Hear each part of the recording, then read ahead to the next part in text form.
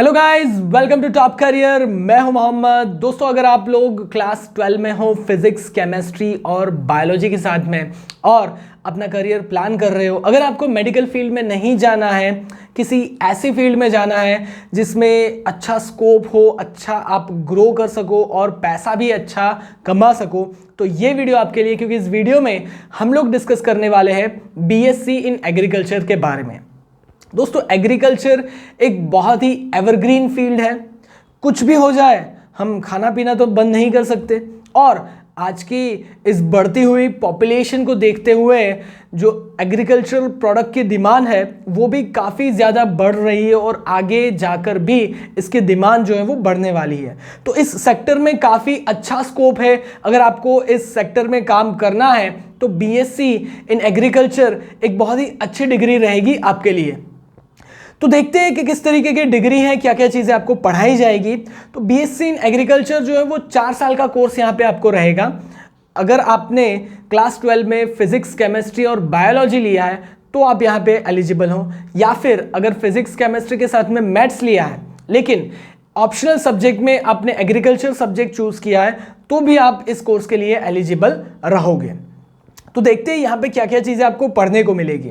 यहाँ पे आपको रूरल सोशियोलॉजी के बारे में पढ़ाया जाएगा। मतलब एग्रीकल्चर जो है वो ज़्यादातर रूरल एरिया में होता है, तो वहाँ के लोग जो है वो किस तरीके से सोचते हैं, उनके क्या थॉट प्रोसेस हैं, वो सारी चीज़ें यहाँ पे आपको इस सब्जेक्ट में पढ़ाई जाएगी।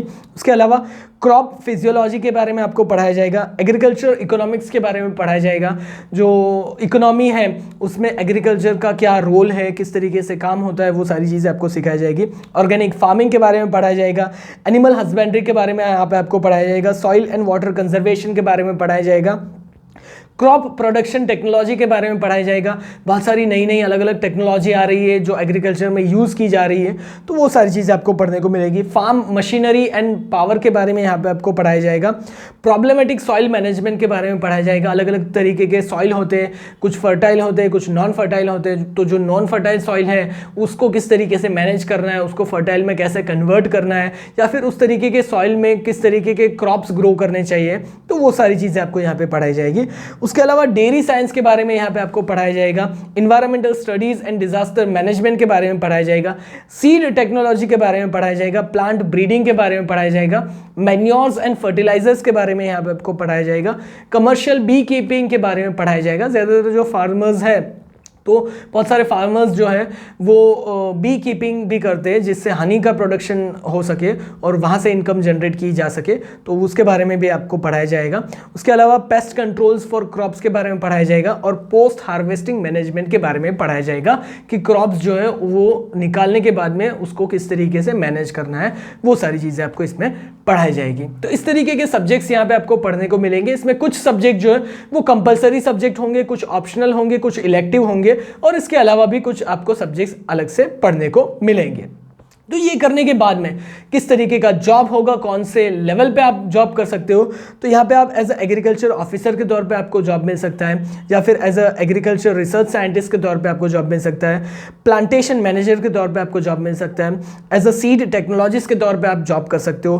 प्लांट ब्रीडर के तौर पे आप जॉब कर सकते हो, या फिर एज अ एग्रो मैनेजर के तौर पे भी आप जॉब कर सकते हो। इसमें से कुछ जॉब गवर्नमेंट में आपको मिल सकते हैं, कुछ जॉब प्राइवेट में भी आपको मिल सकते हैं। गवर्नमेंट की बात करें तो गवर्नमेंट का जो एग्रीकल्चर डिपार्टमेंट है उसमें आपको जॉब्स मिल सकते हैं, और प्राइवेट की बात करें तो प्राइवेट में जितने भी एग्रो बिजनेस रिलेटेड जो कंपनीज हैं उस कंपनीज में आपको जॉब मिल सकता है। उसके अलावा आप प्राइवेट अपना खुद का बिजनेस भी कर सकते हो, लेकिन पहले कुछ साल आपको जॉब करना रहेगा। उसके बाद में एक्सपीरियंस लेकर के आप एज एग्रो कंसल्टेंट के तौर पे आप काम कर सकते हो। अलग अलग एग्रीकल्चर जो छोटे लेवल पे एग्रीकल्चर बिजनेस है उनको आप कंसल्टिंग दे सकते हो, तो इस तरीके से भी आप काम कर सकते हो। सैलरी की बात करें तो प्राइवेट के अंदर स्टार्टिंग सैलरी आपकी 25,000 से लेकर 40,000 की रेंज में रहेगी, और गवर्नमेंट के अंदर स्टार्टिंग सैलरी आपकी यहाँ पे 40,000 से लेकर 60,000 की रेंज में आपकी स्टार्टिंग सैलरी हो सकती है। तो दोस्तों, आई होप इस वीडियो से आपको कुछ इंपॉर्टेंट इन्फॉर्मेशन मिली होगी। तो इस वीडियो को लाइक जरूर कर दीजिएगा,